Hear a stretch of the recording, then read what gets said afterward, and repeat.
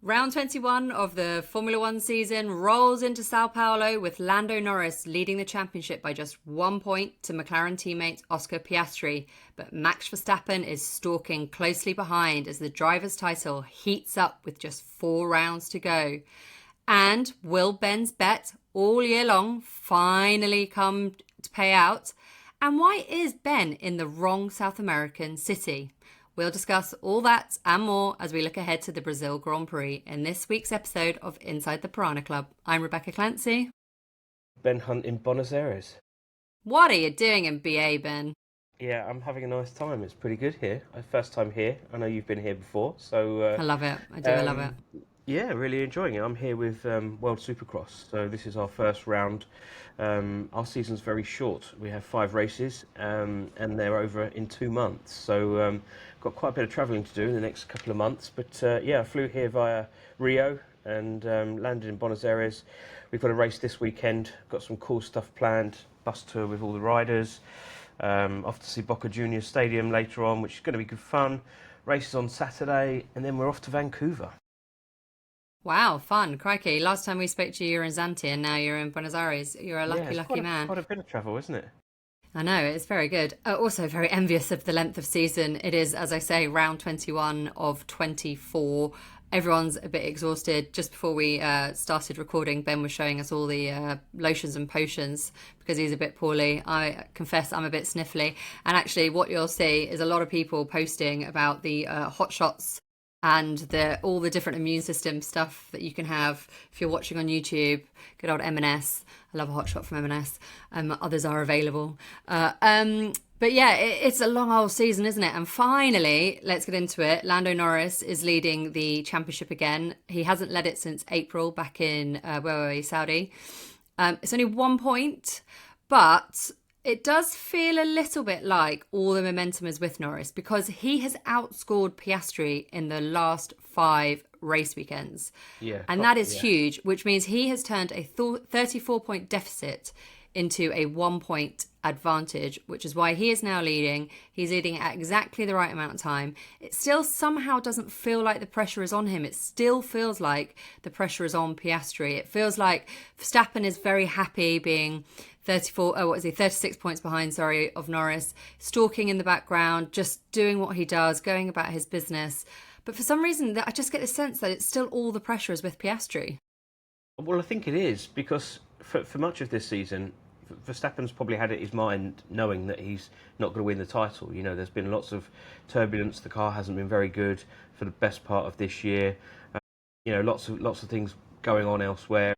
You know, I just think that you know, he's probably in his mind at some point. You know, when his baby. You know, like that was earlier in the year, and he'd probably sort of 6 months old now, amazingly. yeah. But around that time, perhaps he was thinking, you know, oh well, you know, there's other things going on in my world. You know, I will win more world championships. But he may have been at peace with the fact that he was about to lose the world championship. The fact that he's still in it is great, and it's a bonus. So I don't think there's any pressure from his perspective. And you know, he's quite an easygoing chap, isn't he, with regards to titles and wins and stuff. Well, And he's of just course, so confident in his own ability, isn't he? and so he should be. And Yeah, I well, think yeah, that that's absolutely. why.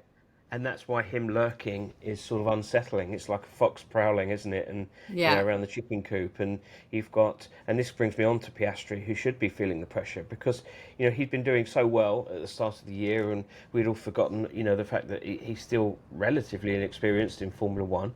It's Um, his third but he'd been season. doing, It's only yeah, he'd 24. been doing so well that we'd kind of forgot that, and it was.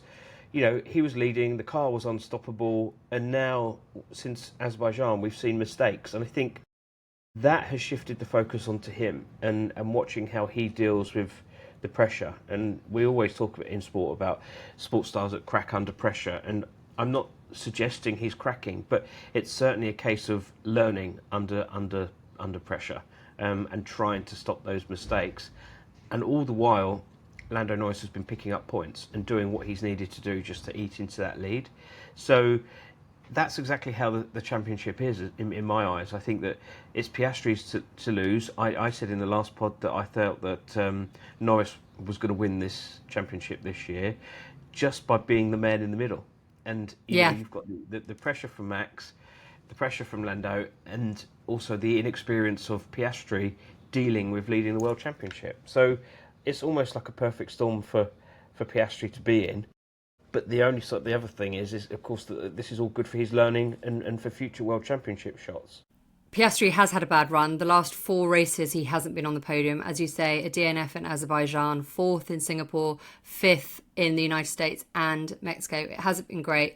I agree with you that I think Norris is in with a shot now of the championship, purely because I think he's got himself into the best position in the sense of he's just quietly gone about his business. And we've been noting it on this pod, haven't we, how everyone's been talking about Verstappen outperforming the McLaren pair, but actually Norris just needed to be outperforming Piastri, and he was far enough ahead. He is still far enough ahead with this going into this race weekend that actually I think Norris has done a really, really good job. And I know since we talked about the booing that happened in Mexico and why it happened, I have been inundated with people sending me messages saying, anyone but Lando, don't want him to win. No one's actually giving me a reason why. A couple of suggestions about the team orders and whatever, but I'm still not fully buying that because it's worked both ways. So I'm really, really genuinely surprised by how much people aren't getting behind Norris, because I think if he does win this championship, okay, he might want to do it by a kind of bigger margin than 10 points to get rid of the argument about swapping places and whatever, but he will have deserved it. Yeah, he will. And just to go back to the previous point about how the championship shapes up, if he does indeed now leapfrog Piastri and leads the championship, McLaren could well turn around and say, right, we're going to put everything behind Norris now to ensure that he does win the title. We've already wrapped up the Constructors' Championship. We left the title fight for as long as we could, trying not to interfere too much. But now we feel like it's time to back Norris. That's obviously one option that McLaren could do. But with regards to likability, it's always a tricky subject, isn't it? It's kind of, we saw the same with Hamilton, and I always found it incredible when I used to write this that when I used to tell people I worked in Formula One, they used to say to me, "What's Lewis like? I bet he's an idiot. I bet he's this." And they would already have this preconceived idea, and I could have turned around to them and said, "You know what? And indeed, he is a really nice guy. He donates all his money to charity. He's a wonderful." Quietly, wonderful never human being. ever says anything about it. No, but the person you speak to has already decided, they've made up their mind, and it's very hard to change that opinion. And I don't honestly know. Like Lewis, people either loved him or hated him, and I couldn't figure it out. And I think that over years he really wanted to be liked by the British public, and I think in the end he just sort of just accepted it. Some people will like me, some people I won't, and I think Norris now needs to do that. It's still young in his career, but he just needs to be at peace with he's going to polarise opinions for whatever reason. I think that a lot of it is just a disconnect. People can't relate to his lifestyle, his way of driving, maybe his background. I'm not sure what it is, and I'm not going to profess I know, but there's obviously a disconnect, and some people like him, some people don't. He just needs to get on board with that and just put it to bed, and not let those jeers and the boos unsettle him. It's actually amazing how insecure Formula One drivers are. I have exactly the same experience in the sense that people ask me about Lewis and then answer the question before they've even given me a chance to answer it. And I'm like, I've known this guy for ages. I've spent years upon years of speaking to him every other weekend. Perhaps you might want to let me answer, but maybe not. And when I tell them he's a nice guy, they're like, no, but he's not though, is he? He's probably just nice to the media. And I'm like, no, he's nice to me whether my dictaphone's on or not. I've had many conversations with him where it's not on the record, and he's just a nice bloke. And Lando, I think, even with, Hamilton's got those 7 titles now, he's still insecure. Norris, perhaps, you mentioned the background, and I think sometimes that does rile slightly because he comes, I think I made the joke off air that he was off air. What am I talking about? Before we came on to record, that I don't think Norris is still as wealthy as his father, and he probably isn't, and he probably won't be for a while either. But obviously Hamilton didn't come from that background. I think people just always love to shoot people down. Like they see the success, and I don't really get it, because there's nothing wrong with Norris. Like he didn't implement the team orders. That came from above. That was decisions made by his bosses. He's a nice guy. He's also 25 years old. Like, give him a chance. If he wins the championship, he deserves it. Everyone else just needs to get off their high horse. Stop judging these people. They're extremely wealthy. They moved to Monaco. But can I just say, they're not alone. It's not only F1 drivers who live in Monaco. Novak Djokovic lives there and no one talks about it. Like, ever. No one even mentions it. So many sports people live in Monaco and it's only the F1 drivers that get called out for it. And actually, it's even only certain F1 drivers. George Russell never gets called out for moving to Monaco. It's just absolutely mad. But what I want to talk about next is it's all well and good. I'm just going to go back to that Monaco thing. Oh, go on. When Norris told us he was moving to Monaco, he did it openly. We had I can't remember if you were there, but we were at a restaurant. Yeah, it was a restaurant in London, and he just said, "Look, I've got some news. I'm moving to Monaco." And it was like, he goes, "It's for the reasons that you probably expect." He was so open about it. It was just like great, and I thought that was the correct way of doing it. But we all responded with, "Yeah, fair enough. Everyone else does it." Yeah, exactly. Yeah, it's mad, isn't it? But I do want to move on to talk about the fact that we are now heading into Sao Paulo. We are heading into a sprint weekend. So everything we said could be completely rubbished because it's also due to rain. And Interlagos is absolutely one of the best tracks on the calendar. It's utterly brilliant for racing. We have seen so much drama, including, we can just go back to last year, when we've talked about it a bit before, haven't we, about Norris slightly being in the title fight last season. And he came to Brazil. He was in a great position. He won the sprint race. He was on pole. Verstappen had a shocking start to the weekend, was out in Q2. I think he slipped down to 17th, was it, in the end, on the first lap? Rain came down and Verstappen does what Verstappen does, and he utterly destroyed the field, won that race and ended the championship there and then. Okay, he didn't actually claim the title until Vegas for mathematical reasons, but after Brazil it was over because Verstappen was just utterly brilliant. And we have rain again this weekend. We have another sprint race. So let's just say that the McLaren pair have a terrible weekend.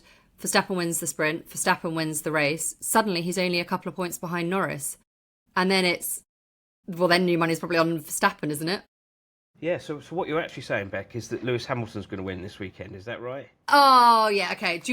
Are you still you've said this all along. Are you going to stick with Lewis Hamilton winning? I didn't mean to jump, but no, I think this does shape up to a very, very good weekend if indeed we have got the weather which is promised. And it's very difficult to look past Verstappen when it rains, as indeed it is Hamilton as well. It's a great leveller. And the best drivers usually come to the fore. And Lance Stroll, actually. He usually does quite well in the wet, weirdly. It's literally the only time anyone ever talks about Lance Stroll. Was it Turkey when it rained? It was impressive, to be fair. Yeah, I don't know why he goes well in the wet, but he does. But, wow. Tangent. Anyway. Can't believe you just put Lance Stroll in the same sentence as Verstappen and Hamilton. It's all about balance in this podcast. Or utter nonsense. Yeah. Yes, also true. No, I think it's shaping up to be a good weekend. I think, we spoke about pressure earlier on. I do think that Norris will now start to be feeling it, knowing what he knew from last time around. And this is the crunch time now, isn't it? He knows that he can start eating, and take advantage of Piastri's slump in form. So, I'm really excited to see how it all shakes out. And obviously Verstappen goes there super confident. And knowing that he's lurking, and just by hanging there, he's creating all that extra pressure for the McLaren drivers. So I think it's really good. But as I say, I do think that there's some outliers. I do think Ferrari have shown some improvements of late, and they shouldn't be discounted. And I don't mean just Hamilton, Leclerc, fantastic driver on his own right as well. So I do think that in these later stages into the season, that we could start seeing some different winners. When everyone's as knackered as the rest of us. Well, true, yeah. I mean, development's come to a halt with a lot of teams. I think Red Bull's still bringing new parts, but generally I think that everyone's now focused on next year, rightly so, because there's such big regulation change. And I just think it's just this time of the year. So many thick and fast races. Everyone is a little bit tired and fed up. 21 races. Season used to be like 16, 17 races back in the day. Those are the days. I remember when it went 20, and then all of a sudden 21, and now we're at 24. But we'll come on to this probably in another podcast about the grueling ends of the year. But people just wanting it done, and I think that it does play into a lot of people's minds. Yeah, it does. And we should touch on the fact that there is actually not just the Drivers' Championship still to play for, but the Constructors as well. Ferrari currently sitting in second place, but only by 1 point ahead of Mercedes. And then Red Bull are another 9 points behind. And then Williams look like they pretty much have fifth secured, although I may be eating my words, but I think they've pretty much got that wrapped up. And then you go down to the Racing Bulls in sixth. And there are only 12 points between them and Sauber in ninth. I think Alpine have consigned themselves to 10th. It would be one of the most remarkable ever turnarounds of a season ever. If they did anything, Alpine will finish 10th. But 12 points between 6th and ninth. Tens of millions in prize money. There is so much to play for. You cannot afford to be tired. No. Quite literally. No. Yeah. And I mean, teams do put provisions in place, don't they, to ensure that staff aren't feeling the effects, and that's definitely improved in the time that I've been working in Formula One. But still, even so, it's still some weary heads. And let's see how it all plays out. Brazil's always a tough one. It's a longer flight than you always remember. And it's not much time difference, which messes with you. Yeah, and logistically and operationally, it's quite hard getting around just because there's so much traffic. And you don't stay anywhere near the track. No. Mexico's also a traffic-heavy race as well. So, it's Mexico like is fine. People always moan about Mexico. If you stay in the right place in Mexico, it's 20 minutes in and out of the track. Yeah, but it's still the intensity of being in a mega city. I know, I love it. Some people. Yeah, it is. Yeah, it is. I do. I think if you're working in it, and some of these people don't live in cities when they're at home. They live in a nice countryside up in Oxfordshire or whatnot. And I think it is a change that or by the sea. Have to adjust to. Yeah, or by the sea. Yeah. But yeah. I love a mega city. Change. Yeah, it is a cultural change. Yeah, It does sort of take a little bit of adjusting. Talking of Sauber down there in ninth, Gabriel Bortoleto, Brazilian, home race for him. Sauber just first 2 points away from eighth. First time in absolutely, since the obvious. So the Sauber, it must be a good weekend for them, surely. You would think. Yeah. You get an unbelievable lift from having your home race. Bortoleto has been impressive of late. That could be a good weekend for them.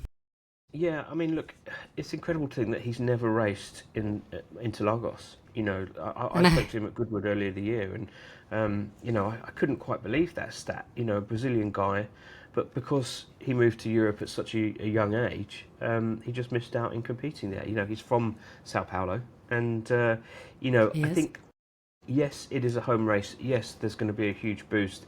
But as we saw with Antonelli early in the year, you do have to be very careful with rookies going into their first home weekend, because you can overload them with emotion and baggage and everything else that goes on. And I'm sure he's being pestered by every single person he's ever met for tickets. And, it's stuff that does weigh you down. But and the media demands. In the media demands, yeah, and carrying a nation's expectations, that's another thing. We see that. Yeah, I mean, I'm sure they've asked, is he the next Senna? I'm sure he's not, but there's going to be lots of it's a lot of. Yeah, there is, unfortunately. I want to talk about your bet. All season, you have been saying that Lewis Hamilton is going to win in Brazil. How are you feeling about it? As I was earlier on in the year, actually. I think that there are signs of encouragement at Ferrari. It hasn't been a very good year at all, and I think that's inconsistency has probably been the biggest, and it should be the biggest concern, and also the lack of progress. That should be really worrying for Ferrari going into next year, because this year the regulations had all been nailed down. They knew what they were doing. Everything was in place. Yes, there was one new variable, and that was a new driver coming in, and it was always going to take a little bit of time, but that shouldn't have impacted the car's development and performance and operation of the team. So I am a little bit disappointed, but I do still think that there is a win in this team this year, and it's probably a little bit of optimism on my part, but I think that if there was anywhere that he could do it, then I think that Brazil is the one. We talk about home boost, and I know Lewis isn't from Brazil, but he is an honorary citizen, and he does lean into that quite a bit. And it will give him a little bit of added impetus, I think. It's a driver's track. He does tend to go well there.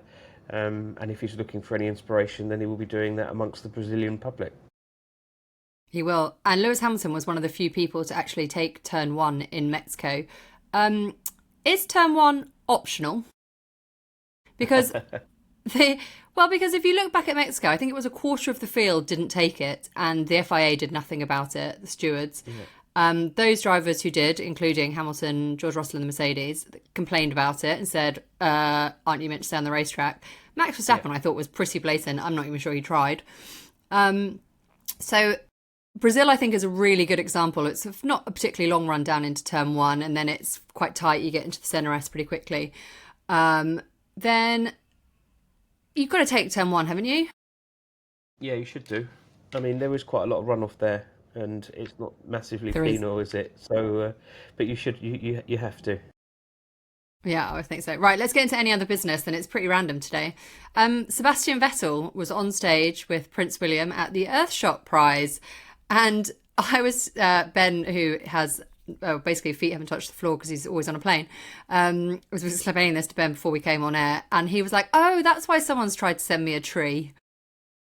So you have to explain now, Ben. So I got sent a message saying the 4-time world champion, is a PR stunt, the 4-time world champions planted a tree, encouraged people to do the same, something about nature. And I was like, well, that's a bit weird. Verstappen doesn't usually lend his name to that sort of stuff. And I couldn't figure out what the connection was with Verstappen and trees. But then you reminded me that it was Sebastian Vettel, and he does tend to pop up at these races, doesn't he? Every now and again. He does. Usually a Senna connection. Yeah. Well, the Earthshot Prize is being held in Rio, so it's only up the road, as it were. Yeah. In Brazilian terms. I don't really know what he's up to. I think it's time that we caught up with him. But he had that thing at Suzuka, didn't he? Building all the beehives. I don't know if they're still there. I don't even know if Suzuka had bees there, but I don't remember any plants or bushes or stuff around that circuit. But I don't know. I mean, look, who knows what's going on in Vettel's mind, but he's embracing very random, which is a good thing. Yeah. Yeah, I just don't know, and he has, to be fair to him, he always did during his career while racing around in a V10 to V6 hybrid. Yeah. Yeah. Who knows what it's about, but sadly I won't be there to see it. No, sadly, yeah. Let's see if we can catch up with him. And the final thing I want to talk about, and this is, I don't know why this has bothered me so much. Charles Leclerc got engaged. Congratulations. Yeah. That is not what's bothered me. The timing has bothered me.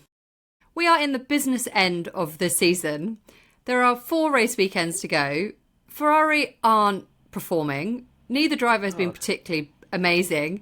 Like, I don't know, if you're a professional athlete and your entire life is basically you've sacrificed everything, I don't know, like the timing really just flummoxed me. No, that's ridiculous. Am I being too harsh? Well, flipping out. I don't know, just is romance dead? Jesus. I don't like all these big grand gestures, but I'm sure famous people do all that kind of stuff. But I just found the timing really bizarre.